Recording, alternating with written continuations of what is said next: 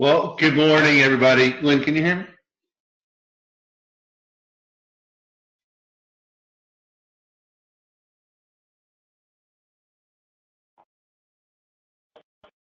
Good morning, everybody.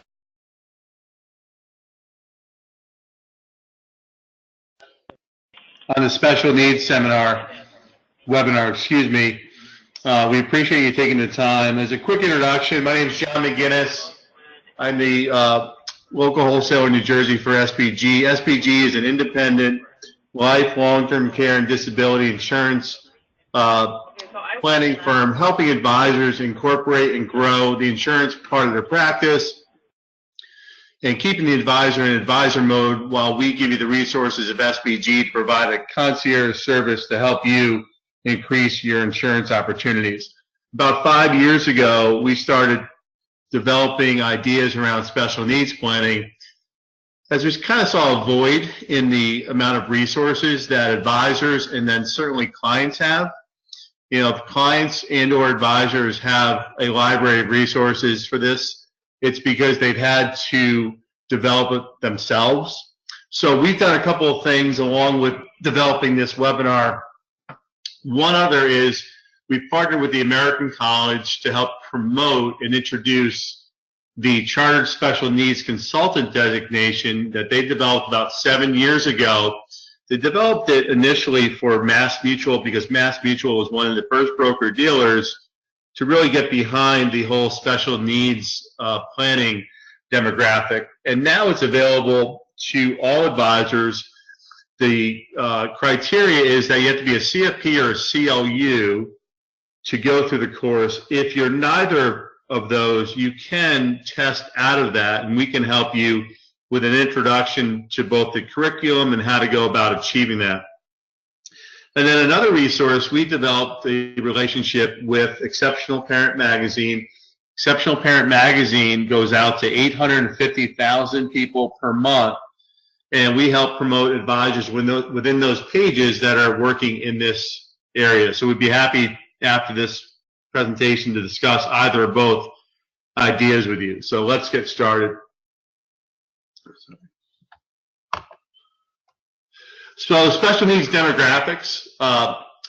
The top quote I always like, the most important asset that a disabled child has is you, meaning the parents, the guardians, the immediate family. 54 million Americans are impacted by special needs. About 6.2% of children aged 5 to 15 have some sort of impairment, and 20% of Americans between 16 and 64 suffer from some type of physical, mental, or emotional impairment. And 75% of special needs adults are without employment, which I think is a very key factor in planning for the longevity of the child through adulthood. So when after mom and dad have passed on, that there's funding mechanisms in place that properly protect their government assets, but also provide assets for the care that they need. So 21 million families in the United States have an immediate family member with special needs.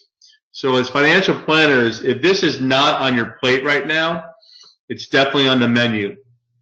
And somewhere, sometime, you're going to be impacted by it, and if we can help you develop the resources to accommodate special needs planning families, that's our goal. So special needs planning, first things first. Set up a trust immediately, even if you can't fund it. There's essentially 3 types of special needs trust: the first party, the third party, and the pooled trust. The first party trusts are assets that are already held by the beneficiary, meaning the special needs beneficiary, and therefore you're taking those assets and putting into a trust. This is commonly for older folks that have already established assets, and then a disability happens later in life. The challenge here is that there's a recapture of any government benefits that are spent on behalf of this special needs beneficiary if you set up a first-party trust.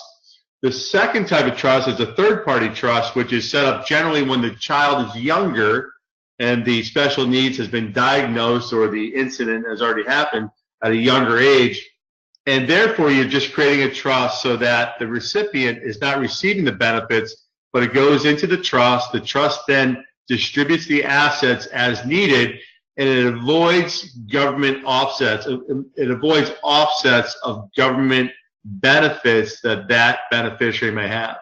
And then the third part is a pooled trust, where instead of setting up individually for that beneficiary, you're joining a trust, and that trust can help you kind of organize on a longevity standpoint, trusteeship, guardianship, and distribution of assets. And we can talk more about that as we go on. Second thing is write a will, and this is good financial planning advice for anyone, but we'd be amazed at how many, and we all know this, how many people die without a will. Create a crucial contact list. Obviously, when a diagnosis happens, it's a very traumatic experience. So having that crucial contact list, so that if the parents aren't available at any time, or a guardian, there's people that we know down the ladder in the lineup that you want to have contact with your special needs child, but also those that you don't want to have contact with.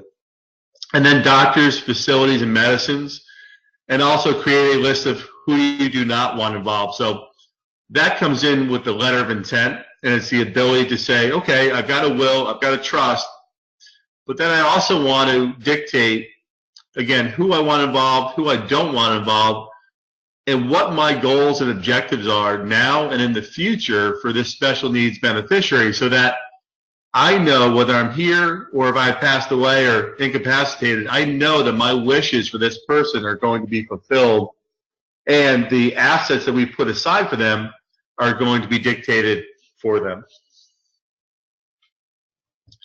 Special needs demographics. 69% of families with special needs are concerned about providing lifetime benefits for the beneficiary. 84% have not created a letter of intent.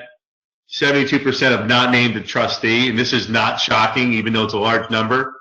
56% say they are unfamiliar with the role and responsibilities of the trustee. 53% have not named a guardian, and this is very interesting. You may remember the movie A Beautiful Mind with Russell Crowe. It came out, I guess, about 15 years ago, and it was about the Princeton professor who was a savant and living in the world and had special needs himself, and his family, I should say the professor and his wife, about 5 years ago, were returning home from a trip to Sweden, and unfortunately they were killed in a car accident in New Jersey, and they had a special needs child who's now 42 years old, and while they were gone for 2 weeks, they just had neighbors looking in on their child, and now they never returned home and did not have anything set up as far as guardianship.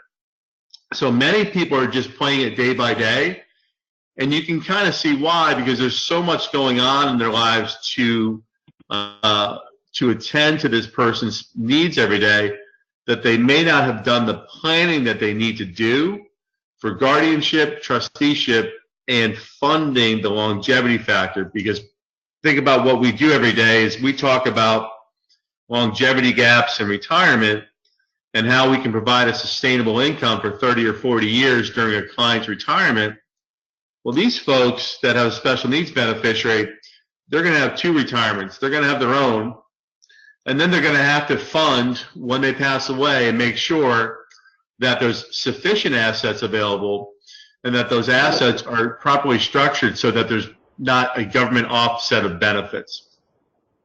60% of caregivers say there's not enough information available to them, and I don't think that shocks anyone here, because again, unless you're living it and developing your own library of resources, you probably, if this happened to someone tomorrow, they probably wouldn't know where to go. So we can help you as financial advisors accommodate these folks and say, you know what, we have the resources, we know how to begin this process. I think it gives you a significant advantage to accommodate these folks. First planning steps, creating the trust. So the trust is going to allow for a formal directive of both the asset protection and distribution. It establishes the structured healthcare planning involvement. And again, what type of trust? The special needs trust is a trust tailored to a person with special needs that is designed to manage assets for that person's benefit while not compromising access to important government benefits. And again, three types of trust: the first party, the third party, and the pooled trust. The main difference between the first party and the third party is the first party trusts are usually done for someone who's older. The assets have already been accumulated. There will be a government recapture of dollars spent on that person after they die. The third party trust generally is established for someone when they're younger, so that any assets above $2,000 that the beneficiary has will not offset government benefits. So when you have the 3-year-old child with special needs growing up and having birthday parties, rather than them receiving monetary gifts, these gifts would go into the third party trust, would sit there, be managed by the trustee, grow and be there for them as they grow older. Creating a letter of intent. This document serves as a current and future guidelines for the parents and guardians and the wishes as far as who they want involved and who they don't want involved, quite frankly. Establishing this at the outright will give everyone involved the peace of mind that this directive is going to be followed. So the will is going to dictate the terms, the trust is going to dictate the terms, but the letter of intent really gives the guardian, the parents, the peace of mind of writing down specifically, mapping out for the next 10 to 20 to 30 to 40 years how they want this person's life to go, how they want the assets to be funded, and who can be involved, who should not be involved. And it really gives them, in my opinion, the peace of mind of knowing that they've put together a solid financial plan. So it establishes the wishes of the parent and or the guardian, creates a list of crucial people and facilities, and creates a list of people, again, that may not want to be involved. Individuals with Disability Education Act, from birth to adolescence to age of majority. Again, the Individuals with Disabilities Education Act establishes and protects the right to children with special needs and requires the public school system to give them an appropriate education and transitioning education depending upon their age. But children that will become adults in the working place must have available the transition to train them on how to go out, live on their own, do everything or not everything, but most things that a working adult can do. So if the person is going to be functioning and on their own, the local school systems have to provide transitioning training through this IDEA Act to give them the ability to transition into the workplace. Not all children with disabilities will qualify for benefits under the IDEA Act, and it's got to be a local. You have to find the local representation of how this functions in your community. Asset structure. How are government benefits affected? Supplemental Social Security income is kind of the first thing that comes into play when you've got a child that's diagnosed with special needs.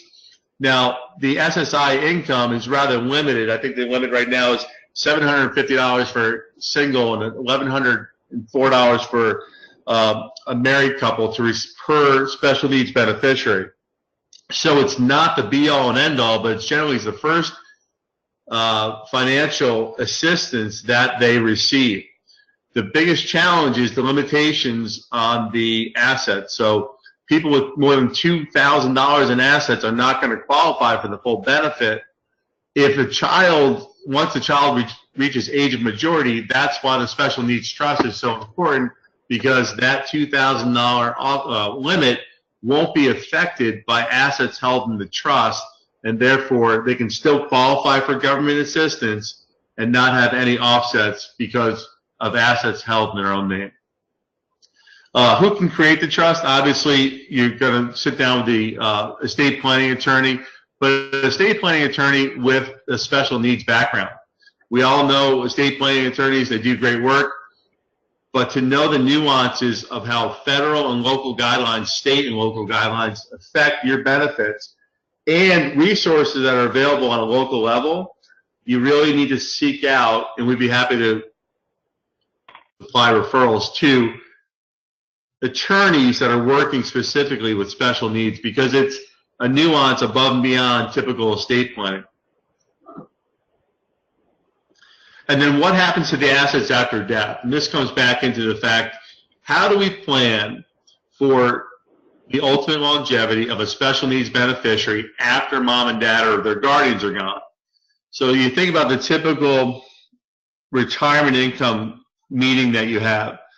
Client might have $1 million in their IRA, and you do a retirement income analysis, and you say, okay, at a 5% distribution rate, we think that's a sustainable distribution rate to get you over the next 30 years. Well, what about after they're gone? So they want to enjoy their retirement, but they also want to have the ability to have peace of mind of knowing there's a funding mechanism at the end of their life that's going to be able to supply leverage and an efficient way to structure it and dump it into a special needs trust. So what we have recommended many times is doing an e-money or Money Guide Pro or wealth plan and showing clients carving out $500 or $1,000 a month from their retirement income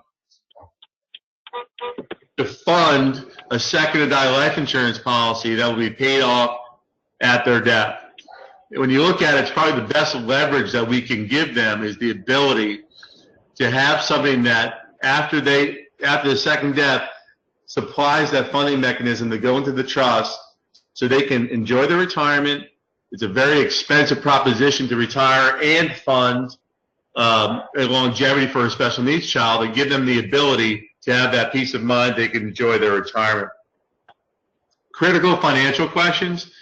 How are the assets currently structured?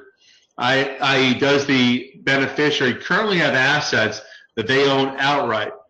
Do you have a written will? Do you have a guardian beside yourself or your immediate family? I think this is a big question. You know, we think about trusteeship. And trusteeship, you can name a trustee, but there's also the availability of corporate trustees, right?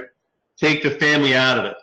With guardianship, it's a little bit more difficult because you may be having to plan for a guardian for 2 or 3 generations, depending upon how old the guardians are today. So I think that's a big conversation to have and say, okay, who's the successor guardian? Who's their successor? And how comfortable do we feel that they'll be around and be able to facilitate the distribution of these assets? Have you developed a budget to track out-of-pocket expenses specifically dedicated to the special needs beneficiary? Have you developed a financial plan for your own retirement that may be affected by assets that will be dedicated to the special needs child? Do you have any family members that may contribute to the special needs child's assets and trust? If one of the guardians were to die, again, who would become the successor guardian? What are your personal financial concerns independent of the special needs child? I think the caregiver often comes into play where they're dedicating so much time and assets to their own to the child that they don't have the ability to think about how this is affecting their own well-being. Critical personal questions. When was the diagnosis of the special needs? What is the affliction? What is the prognosis?